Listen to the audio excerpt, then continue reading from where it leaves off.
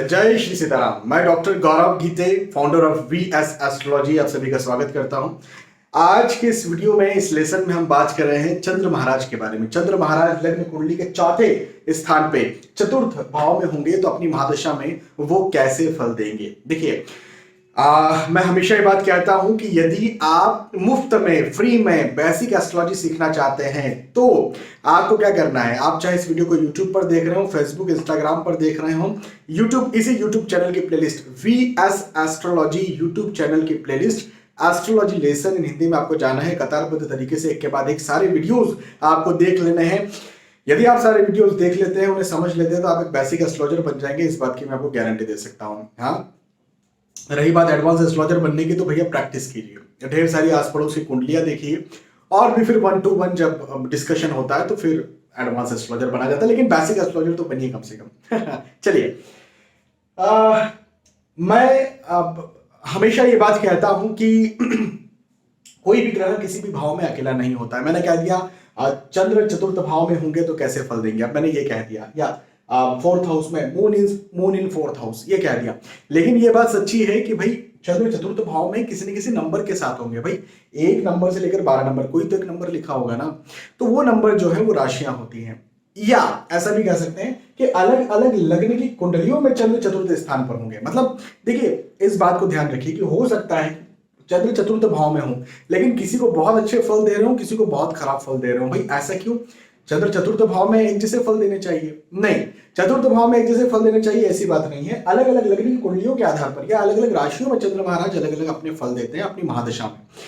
तो आज हम बात करने जा रहे हैं, चंद्र महाराज लग्न कुंडली के चतुर्थ स्थान में होंगे और अलग अलग राशियों के साथ होंगे, अलग अलग लग्न कुंडली में होंगे तो अपनी महादशा में वो कैसे फल देंगे, इस बारे में। ठीक है, चतुर्थ स्थान का मतलब क्या होता है? चतुर्थ स्थान का मतलब होता है माँ, माता, मन, मां समान स्त्री, भौतिक सुख सुविधाएं, मकान, भूमि, गाड़ी, वाहन, आपका नेटिव लैंड, नेटिव प्लेस, जहां पर आप या तो आपका जन्म हुआ है या जहां आप बहुत लंबे वक्त से रह रहे हैं। ऐसा होता है ना, किसी का जन्म किसी एक शहर में हुआ है, लेकिन वहां पर वो एक दिन, एक महीना या एक साल ही रहा है, पिछले 20 सालों से 25 सालों से कहीं और ही रह रहा है, तो फिर वो जो एक दिन एक महीना रहा है उसको फोर्थ हाउस से नहीं देखेंगे। जहां लंबे समय 20-25 सालों से रह रहा उसको देखा जाएगा इस भाव से। ठीक है, चलिए, और चंद्र महाराज जो हैं वो भी मन और माता को रिप्रेजेंट करते हैं, तो माता का भाव है और माता के मालिक चंद्र महाराज हैं। अच्छा, इसके बाद में क्या होता है कि चंद्र जो है वो उनकी एक दृष्टि होती है, मतलब वो जहां बैठेंगे वहां के तो अपने फल देंगे, निश्चित बात है, लेकिन वो जहां बैठेंगे वहां से अपने 7वें भाव के भी फल देंगे। 1 2 3 4 5 6 और 7, मतलब 7वां भाव कहां पर बनता है? दशम स्थान पर। लग्न कुंडली का 10वां भाव है ये। इसके लिए चंद्र महाराज के लिए 7वां भाव है, लेकिन लग्न कुंडली में गिनेंगे तो 10वां भाव आएगा ना। तो चंद्र महाराज 10वें भाव के भी फल देंगे। 10वां भाव क्या होता है? काम काज, नौकरी, व्यवसाय, प्रोफेशन, जहां से पैसा आता है, इनकम। ये पिता का भाव भी कहा जाता है। ठीक है, कर्म का स्थान है। अब समझते हैं कि अलग अलग राशियों में, अलग अलग लग्न की कुंडलियों में चंद्र महाराज के क्या फल होंगे। तो 1 नंबर के साथ बात शुरू करते हैं। 1 नंबर के साथ चंद्र महाराज चौथे भाव में होंगे तो कैसे फल देंगे। तो यहां पर यदि 1 नंबर है तो यहां पर क्या होगा? 1 2 3 4 और 12 11 10। देखो, हमें ना 3 जगहों के नंबर जानना बहुत जरूरी है। 3 नंबर्स जानना हमें बहुत जरूरी है। कौन से 3 नंबर है? सबसे पहले यहां पर कौन सा नंबर लिखा हुआ है, क्योंकि ये लग्न भाव है, इस भाव में जो नंबर लिखा रहेगा उस लग्न की कुंडली हो जाएगी। तो 1 नंबर ये। दूसरा नंबर, ये चंद्र महाराज के साथ कौन सा नंबर लिखा हुआ है। हाँ, और तीसरा 4 नंबर किस भाव में लिखा हुआ है, क्योंकि बदलने वाला है 4 नंबर, अभी यहाँ है, कहीं कभी कहीं और चले जाएगा। 4 नंबर का मतलब होता है कर्क राशि। कर्क राशि के स्वामी चंद्र होते हैं, तो हमें यह जानना बहुत जरूरी है कि जिस भाव में 4 नंबर लिखा है उस भाव के स्वामी चंद्र है। तो किस भाव के स्वामी चंद्र है? तो अभी लग्न कुंडली के 7वें भाव के स्वामी चंद्र है। ठीक है, तो 3 जगहों के नंबर जानना हमें बहुत जरूरी है, इसलिए हमने ये सब नंबर्स लिखे नहीं, हमें केवल ये जानने जरूरी थे, तो इसलिए हमने ये नंबर जहां तक आते हैं वहां तक हमने लिख दिया। आप चाहे तो और भी लिख सकते हैं, कोई दिक्कत नहीं। तो चलो शुरुआत करते हैं। 1 नंबर में मेष राशि के साथ चंद्र महाराज बैठे हुए हैं, लेकिन आप यहाँ पर ये देखिए कि 10 नंबर इन्हें मकर लगन की कुंडली, और मकर लगन का मतलब होता है शनि महाराज की कुंडली, और शनि महाराज की कुंडली में चंद्र महाराज अति मारक ग्रह, सप्तम भाव के स्वामी होकर के अति मारक ग्रह का दर्जा रखते हैं। चंद्र महाराज की दशा में व्यक्ति जो है वो चिंता, तनाव, एंजाइटी, डिप्रेशन की स्थिति में रहता है, यदि ऐसी स्थिति चल रही है तो। साथ ही साथ चंद्र की दशा में व्यक्ति नौकरी, व्यवसाय, प्रोफेशन, पढ़ाई लिखाई में स्टेबल नहीं हो पाता है। बिजनेस किया तो लॉस जाएगा, नौकरी ही करना पड़ता है, स्टेबिलिटी नहीं मिलती तो क्या हुआ, नौकरी करना ही उसकी मजबूरी भी हो जाती है, पढ़ाई लिखाई में उतना मन नहीं लगता, और हेल्थ इश्यू, स्वास्थ्य संबंधी समस्या चलती है। कई बार सर्दी, देखो हमारे शरीर में ना छाती का भाव जो है वो 4th हाउस को कहा जाता है, ये मैं बताना भूल गया था, इसलिए मैं कहता हूँ पूरा वीडियोस देखा करिए, क्योंकि मैं जब पूरे वीडियोस में कहीं ना कहीं कुछ ना कुछ ऐसी बातें कर देता हूँ कि सबके लिए ये जरूरी है। तो छाती के भाव में यदि मारक ग्रह, वो भी चंद्र जैसे ग्रह बैठे, चंद्र शीतलता को रिप्रेजेंट करता है। छाती की शीतलता को क्या कहते हैं हम, सर्दी, है ना भाई, फेफड़ों में शीतलता है, इसको क्या बोलेंगे आप, सर्दी बोलेंगे ना, जाड़ा बोलेंगे ना, या म्यूकस, या फिर लंग्स इन्फेक्शन, या लंग के साथ, अभी लंग में इन्फेक्शन हुआ तो ऑब्वियसली रेस्पिरेटरी ट्रैक में इन्फेक्शन पूरे में हो सकता है। तो रेस्पिरेटरी ट्रैक की प्रॉब्लम्स को भी चंद्र महाराज यहाँ पर रिप्रेजेंट करते हैं, जो कि अच्छी बात नहीं है। चंद्र महाराज का यहाँ पर बैठना प्रॉब्लम्स क्रिएट करता है 1 नंबर के साथ, भली मित्र राशि में बैठे हैं, लेकिन जो भी मारक ग्रह इस वजह से खराब है। यहाँ 2 नंबर आया तो 2, 3, 4, 1, 12, 11। अब यहाँ पर क्या होगा, अगेन बहुत खराब होगा। क्यों? क्योंकि यहाँ पर फिर से पहले भी शनि देवता की कुंडली थी, अगेन शनि देवता की कुंडली है। 11 नंबर का मतलब होता है कुंभ राशि। कुंभ राशि के स्वामी कौन होते हैं? शनि महाराज। तो शनि महाराज की कुंडली में चंद्र महाराज कौन से भाव के स्वामी है? 6वें भाव के स्वामी, और 6वें भाव के स्वामी उच्च के होकर के बढ़ गए। अनफॉर्चुनेटली 6वां भाव क्या है? 6वां भाव है रोग, ऋण, शत्रु, कोर्ट केस, लिटिगेशन, ठीक है ना। तो रोग को उठा करके उच्च का रखा। अच्छा, कई लोग समझते हैं उच्च के वाजीवा, बहुत शानदार, मजा आ गया, चंद्र की दशा चलेगी बहुत अच्छे फल मिलेंगे। देखो यहाँ पर चंद्र की दशा जिसको भी चलेगी उसको बहुत खराब फल मिलेंगे, क्योंकि 6वें भाव के स्वामी उच्च के हुए। उच्च का मतलब होता है ताकतवर, उच्च का मतलब पॉजिटिव नहीं होता, मेरी बात समझिए फिर से, अगेन रिपीटिंग। उच्च का मतलब होता है ताकतवर, उच्च का मतलब बहुत अच्छा, ऐसा नहीं होता, ठीक है ना। तो यदि रोग भाव के स्वामी उच्च के हैं तो व्यक्ति को रोग हो, हेल्थ इश्यूज हो, खासतौर पर छाती संबंधी या हृदय संबंधी समस्या हो। यदि शत्रु के मालिक उच्च के बैठे हैं तो शत्रुता निर्मित हो, कई बार खुद का ही मन व्यक्ति का शत्रु हो जाए, कई बार माता से शत्रुता हो जाए, मतलब मतभेद, आर्ग्यूमेंट हो घर परिवार में, और कई बार लोगों से भी। कोर्ट केस, लिटिगेशन, कर्जा, इसको कर्जा भी कहते हैं, तो कर्जा भी जो है वो उच्च का हो जाए। बिजनेस नहीं कर सकता ऐसा व्यक्ति, नौकरी ही करना है, नौकरी भी करेगा तो पैसा कहीं रिस्क इन्वेस्ट नहीं करना है, पढ़ाई लिखाई में मन नहीं लगता है, तो कहीं ना कहीं सही दिशा चंद्र की दशा में नहीं मिल पाती है, तो अच्छी बात नहीं है। 2 नंबर के साथ में यदि चंद्र महाराज 4थे भाव में होंगे तो 2 के बाद में 3 नंबर, 3, 4, 3, 2, 1 और 12। अभी क्या होगा?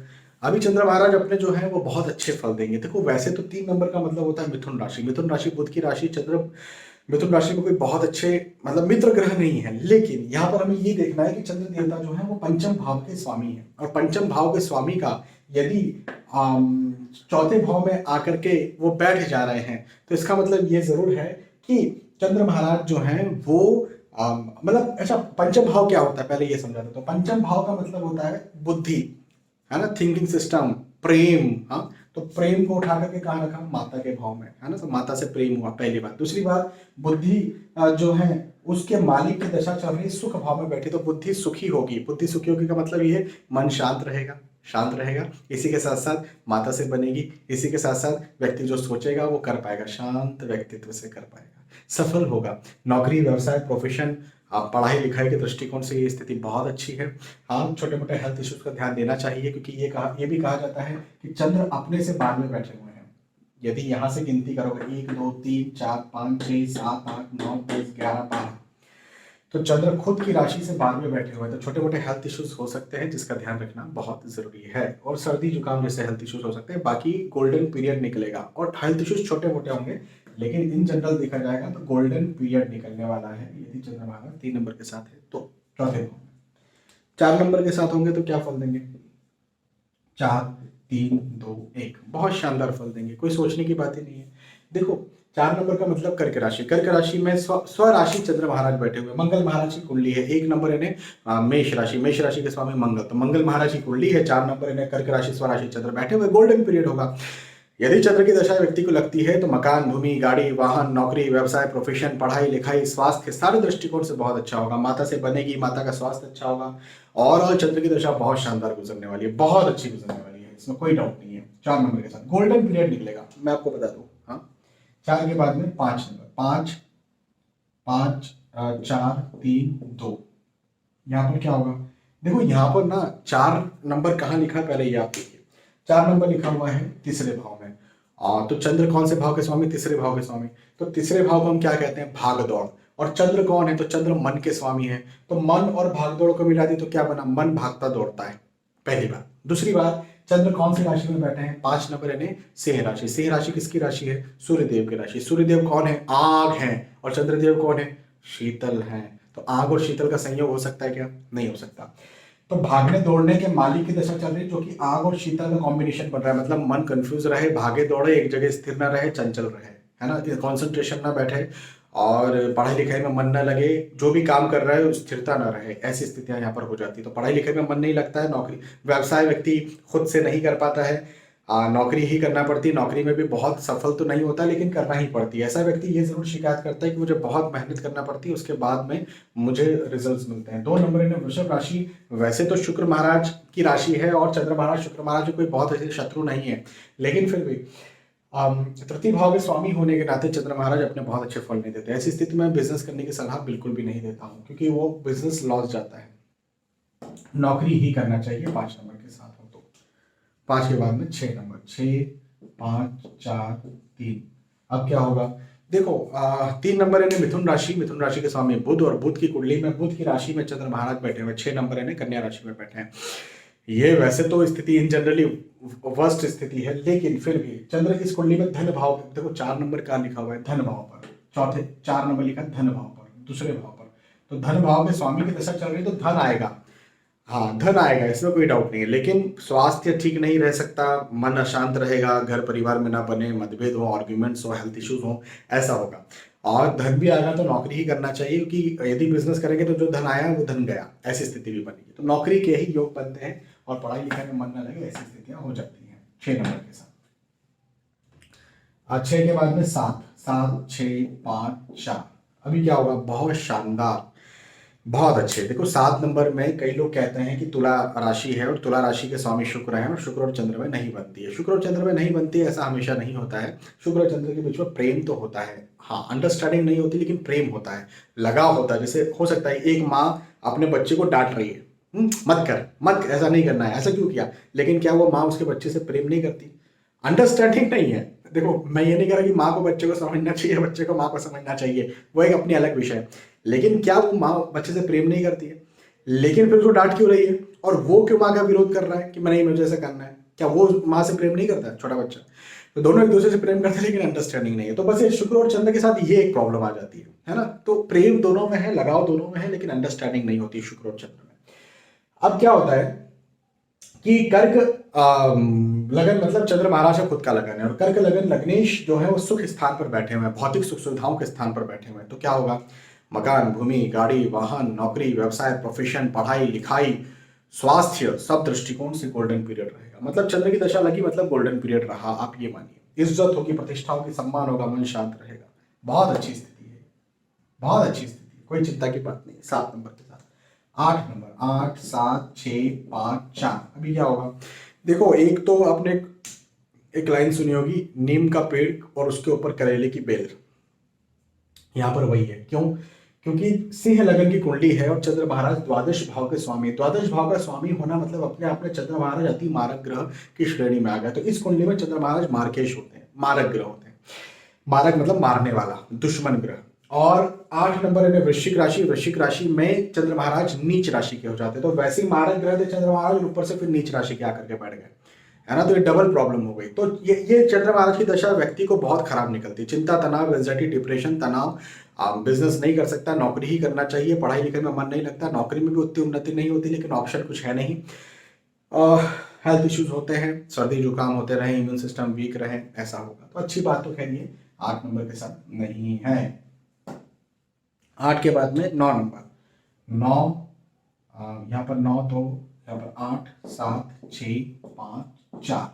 अभी क्या होगा? देखो कुछ मिले जुले रिजल्ट्स यहाँ पर मिलने वाले हैं। वैसे तो 6 नंबर इन्हें कन्या लगन की कुंडली है और 9 नंबर इन्हें धनु राशि, गुरु की राशि में चंद्र बैठे हुए हैं, लेकिन इस कुंडली में चंद्र मारक ग्रह होते हैं। देखो 11वें भाव के स्वामी है चंद्र, तो 11वें भाव के रिजल्ट्स यहाँ पर जरूर देंगे। तो 11वें भाव के रिजल्ट क्या होते हैं? 11वें भाव का पहला रिजल्ट होता है इनकम, आय, प्रतिष्ठा का लाभ। तो व्यक्ति को इनकम और आय, प्रतिष्ठा का लाभ होगा, इसमें कोई डाउट नहीं है। लेकिन मारक ग्रह है तो बिजनेस से नहीं होगा, नौकरी से होगा, पहली बात। दूसरी बात, छोटे मोटे रोगों का भाव भी है, तो छोटे मोटे रोग व्यक्ति को बने रहेंगे। अब मारक ग्रह हैं तो वो छोटे मोटे रोग और बड़े रोगों में तब्दील हो सकते हैं। मतभेद या आर्ग्यूमेंट हो, मन अशांत हो, चंद्र मारक है तो मन अशांत रहेगा, है ना, पढ़ाई लिखाई में मन न लगे, ऐसी स्थितियां होंगी। तो अच्छी बात नहीं है 9 नंबर के साथ चंद्र महाराज भी बैठेंगे चतुर्थ स्थान में। तो और 9 के बाद में 10 नंबर, 10 11 10 9 8 7 6 5 4। अब क्या होगा? देखो यहाँ पर चंद्र महाराज मिले जुले रिजल्ट्स देने वाले हैं। अब वैसे तो इस कुंडली में ये तुला लगन की कुंडली, 7 नंबर का मतलब होता है तुला लगन, और तुला लगन की कुंडली में चंद्र महाराज जो है वो समग्रह होते हैं, दशम भाव के स्वामी, तो समग्रह होते हैं। अब समग्रह जो है वो शत्रु राशि में आकर के बैठे हुए हैं 10 नंबर के साथ। 10 नंबर शनि देवता की राशि होती है, तो शत्रु राशि हो गई। तो यहाँ पर चंद्र महाराज जो है काम काज के दृष्टिकोण से इन जनरल सामान्य फल देंगे, लेकिन शनि की राशि में चंद्र बैठे, इसका मतलब यह है कि मन अशांत रहेगा, छाती संबंधी या हृदय संबंधी समस्याएं हो सकती हैं, हेल्थ इश्यूज छोटे मोटे हो सकते हैं, है ना, चिंता तनाव एंजाइटी बना रह सकता है ना, काम डीले हो, देरी से हो, ऐसा हो सकता है, मन लेजी हो, थकान वाला हो, ऐसा हो सकता है। हालांकि नौकरी में व्यक्ति उन्नति करेगा, पैसा कमाएगा, इसमें कोई डाउट नहीं है। तो काम काज के मालिक का काम काज पर प्रभाव है, और चूंकि समग्रह है तो काम काज अच्छा चलेगा, लेकिन पढ़ाई लिखाई में मन न लगे, ऐसी स्थितियां यहाँ पर होंगी। ठीक है, 10 नंबर के साथ में